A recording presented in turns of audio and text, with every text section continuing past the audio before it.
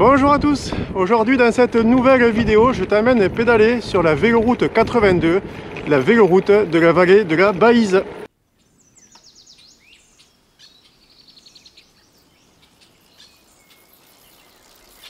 Dans cette vidéo, je vous propose de découvrir cet itinéraire cyclable, la véloroute 82, aussi appelée la véloroute de la vallée de la Baïse. Le départ est à Lannemezan, dans les Hautes-Pyrénées. Un voyage d'environ 220 km et 1600 mètres de D+, que j'ai fait en 3 jours, assez tranquillement. Comme d'habitude, si tu veux toi aussi te lancer sur cet itinéraire, tu trouveras une seconde vidéo YouTube qui traite des sujets pratiques, les étapes, la difficulté, la signalisation et j'en passe, ainsi qu'une page dédiée sur mon site internet.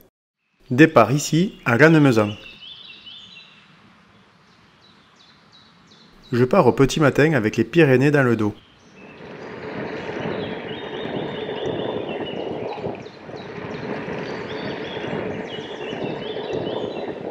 Les 15 premiers kilomètres se font sur une petite route tranquille où la V82 se confond avec la V81, la voie du Piémont pyrénéen.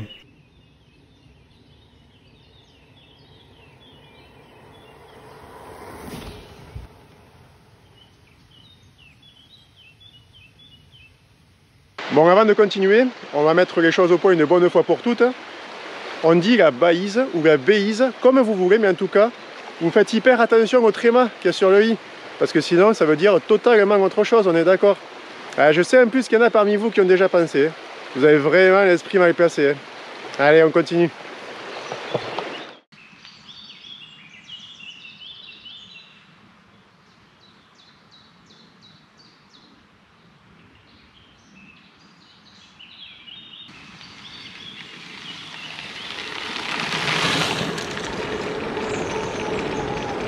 Cette première partie de la véloroute depuis Lannemezan est vraiment très agréable.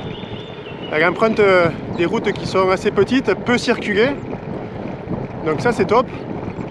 Les paysages aussi sont très sympas. On est vraiment dans le Piémont pyrénéen, donc c'est vraiment très vallonné. Du coup les paysages sont assez jolis, très montagneux. On passe dans des forêts de sapins. Et ça va être intéressant de voir maintenant cette évolution, ce changement progressif des paysages au fur et à mesure que je vais me rapprocher du Gers.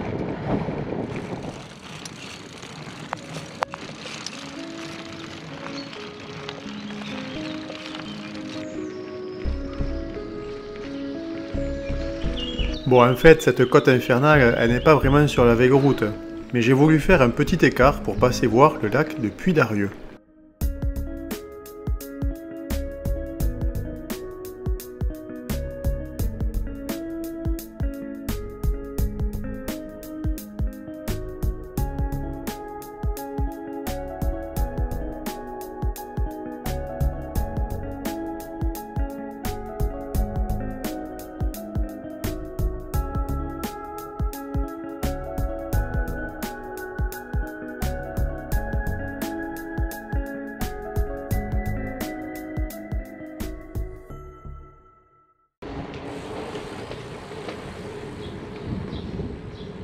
Je passe par Trie-sur-Baïse, une bastide paisible avec les Pyrénées au sud et les collines gersoises au nord.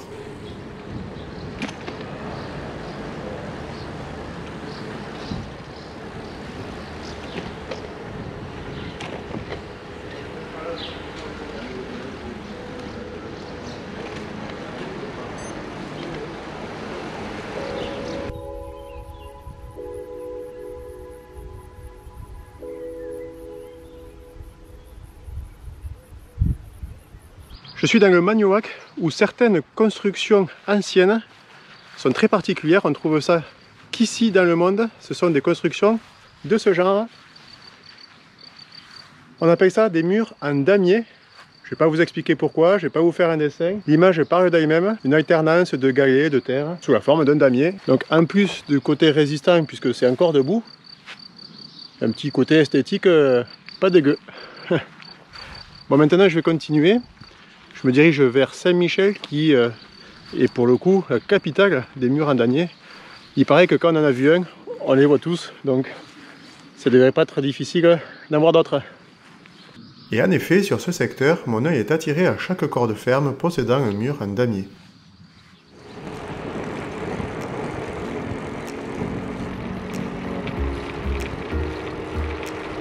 J'entre maintenant dans le département du Gers.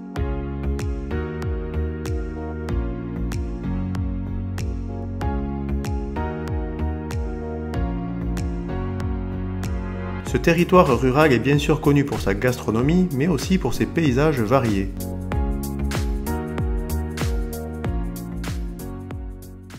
À cette saison, les céréales sont bientôt prêtes à être moissonnées, et ça, j'aime bien.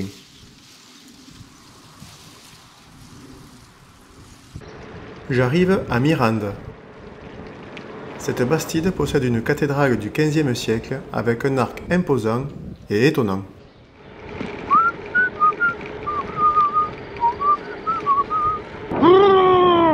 Il pleut, il mouille, c'est la fête à la grenouille. Et lorsqu'il ne pleut plus, c'est la fête à la tortue.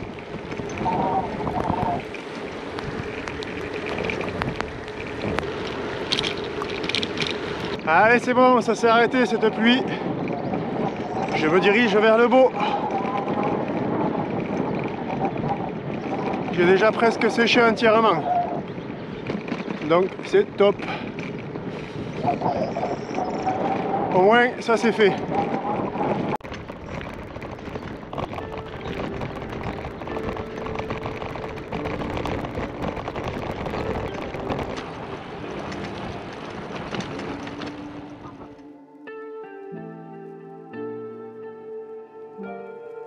Au détour d'une petite route, je tombe sur un ouvrage assez curieux.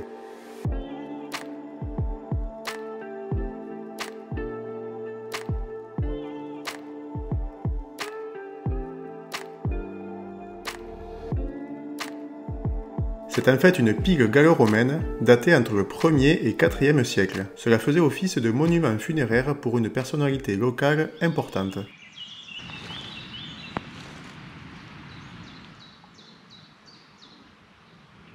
À Saint-Jean-Pouge, la véloroute passe par le château Hérébouk. Aujourd'hui domaine viticole, ce château médiéval est particulier dans son genre, dans sa construction. On parle de château gascon.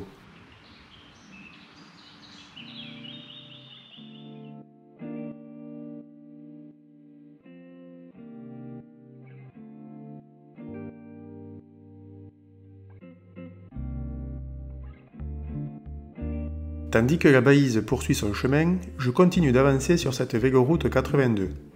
J'arrive à Valence-sur-Baïse.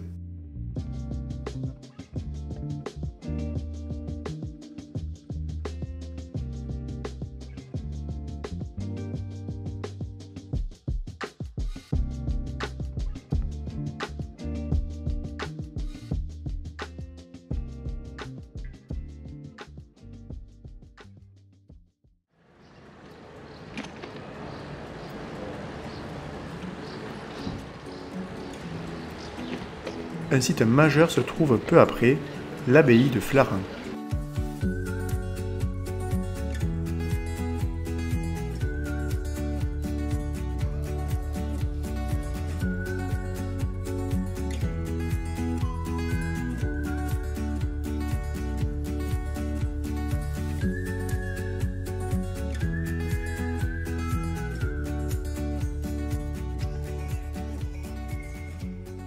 C'est une abbaye cistercienne du XIIe siècle.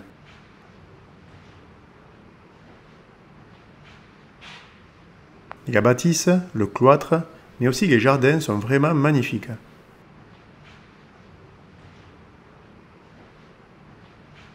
Et pour les amateurs d'art, vous pourrez admirer un autre trésor, une collection privée d'une centaine de tableaux et sculptures d'artistes très connus comme Cézanne, Renoir, Matisse, Courbet, Monet, Rodin, Braque et d'autres.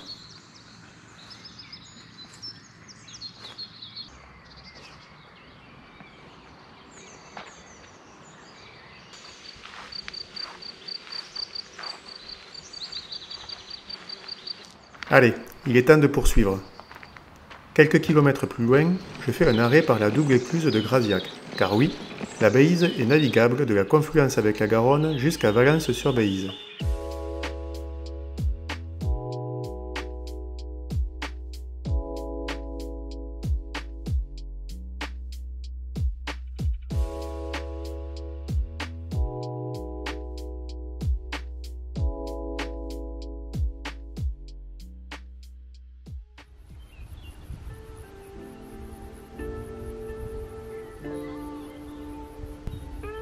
Les lieux touristiques s'enchaînent dans le coin. Je me dirige vers le site le plus visité du département du Gers. C'est aussi un des plus petits villages fortifiés de France. On le surnomme le Petit Carcassonne. J'arrive à Larressinge.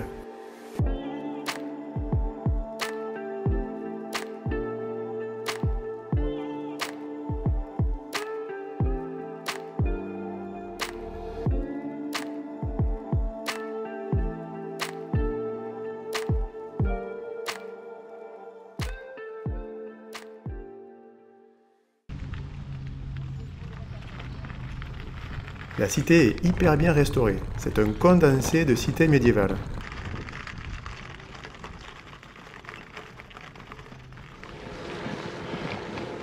Très sympa hein, ce petit Carcassonne, cette cité médiévale de Larressinge. Ça vaut le détour, même si c'est pas pile poil sur le tracé de la véloroute, c'est pas grave.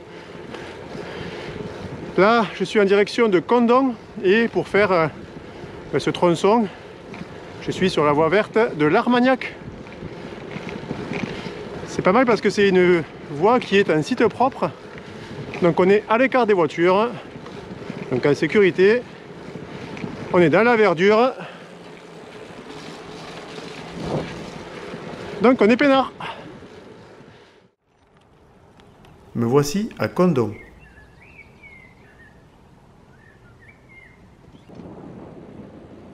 Je passe bien sûr saluer d'Artagnan à côté de la cathédrale Saint-Pierre. Condom, c'est aussi une étape incontournable du chemin de Compostelle. Et pour me remémorer ce voyage si spécial, quoi de mieux que de passer une nuit en auberge pour pèlerins.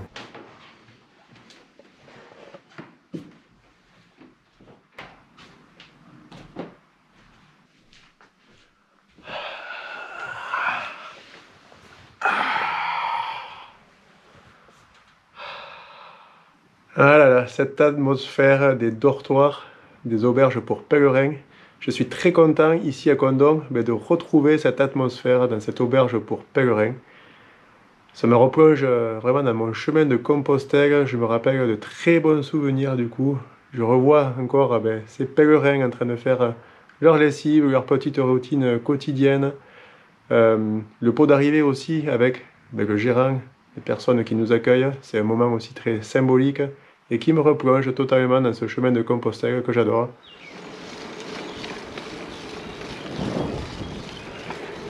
Allez, je poursuis ce petit voyage sur la véloroute 82 à la vallée de la Baïse. Je viens de partir de Condom et je me dirige maintenant vers le Lot-et-Garonne. On va passer par différents villages. Je pense à Nérac, Vianne, Barbaste. On va aussi croiser, longer le canal latéral à la Garonne avant d'aller à la confluence avec la Garonne. Cette nuit à Condom, dans ce gîte pour pèlerins, c'était vraiment super. Les deux propriétaires étaient très chaleureux, hyper bienveillants. Et le fait de côtoyer des pèlerins, ça m'a replongé direct dans mon propre chemin de Compostelle. Beaucoup de souvenirs sont revenus. Bon, aussi la joie de dormir en dortoir. Hein. Je crois que ma petite tête dans le cul parle d'elle-même. Mais c'est pas grave parce que franchement c'était un super moment. Le petit déjeuner ce matin était top, gargantuesque. Un passionné de confiture qui avait, je sais plus, une cinquantaine de variétés différentes dans son meuble. Waouh! Donc je continue.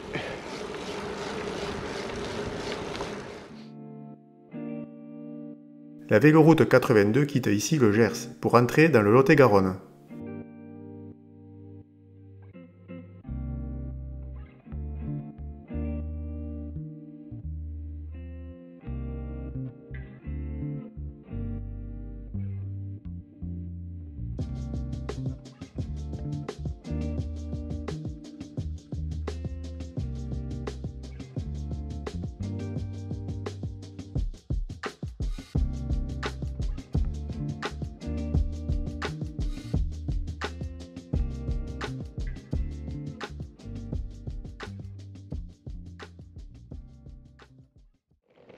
J'arrive maintenant à Nérac.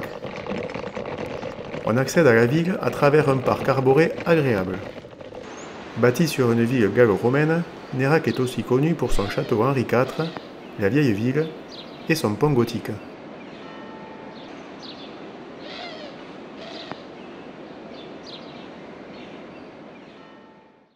Peu après Nérac se trouve Barbaste, où on peut découvrir ce moulin aux 4 tours carrées et son pont roman du XIIe siècle, une vraie œuvre architecturale.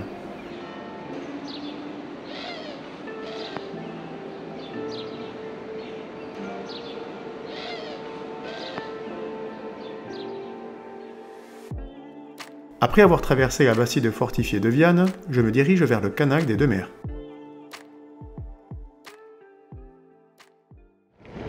À partir de Barbaste et jusqu'au canal latéral à la Garonne, on emprunte à la fois la véloroute 82, mais qui est sur le même parcours, les mêmes traces que la Scandibérique, c'est-à-dire l'Eurovélo 3.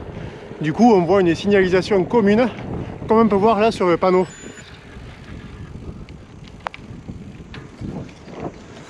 Donc il y a les deux traces, à la fois une voie Eurovélo 3, une voie européenne et une voie du coup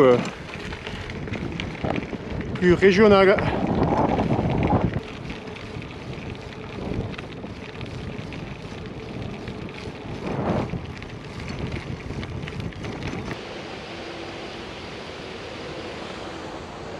Bon, ici vous le voyez, je suis au carrefour entre plusieurs voies.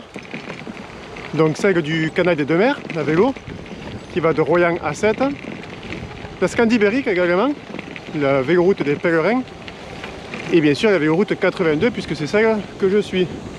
Donc il faut vraiment faire attention où on va, parce que vous voyez, il y a des panneaux partout qui vont dans toutes les directions.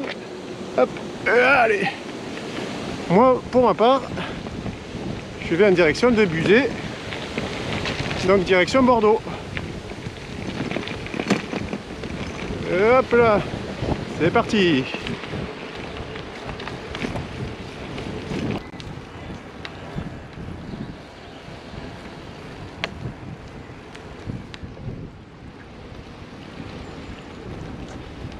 Ce qu'il y a de bien sur ce canal latéral à la Garonne, bah déjà c'est que c'est un site propre, donc il n'y a pas de voiture, on est tranquille. Deuxième chose aussi, c'est qu'il y a beaucoup de portions ombragées comme ici, et avec la proximité de l'eau, ben, il y a quand même une sensation de fraîcheur. En tout cas, les journées de grosse chaleur comme c'est le cas aujourd'hui, ben, c'est bien plus agréable de pédaler là que sur une route en plein cagnard. Donc c'est cool. Quelques kilomètres à peine le long du canal et je le quitte déjà. J'arrive à Saint-Léger. C'est ici que la Baïse rejoint la Garonne.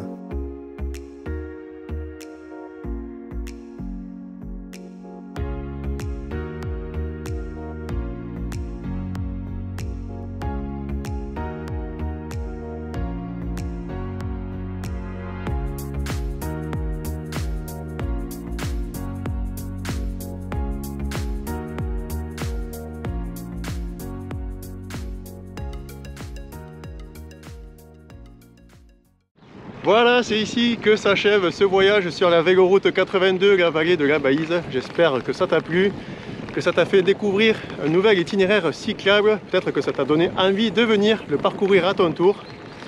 Si la vidéo t'a plu, n'hésite pas à la liker, à la partager. Tu peux aussi la commenter, ça me fait plaisir de lire vos messages et d'y répondre. Il y a aussi une autre vidéo sur les aspects pratiques pour se lancer à son tour sur cette véloroute 82. Balisage, signalisation, revêtement, difficultés, bref, toutes les infos nécessaires pour te lancer à ton tour sur cette véloroute. N'oublie pas enfin de t'abonner à la chaîne Cyclo-Voyage avec Gaëtan, comme ça tu seras prévenu de la publication des prochaines vidéos. On se retrouve très bientôt, salut!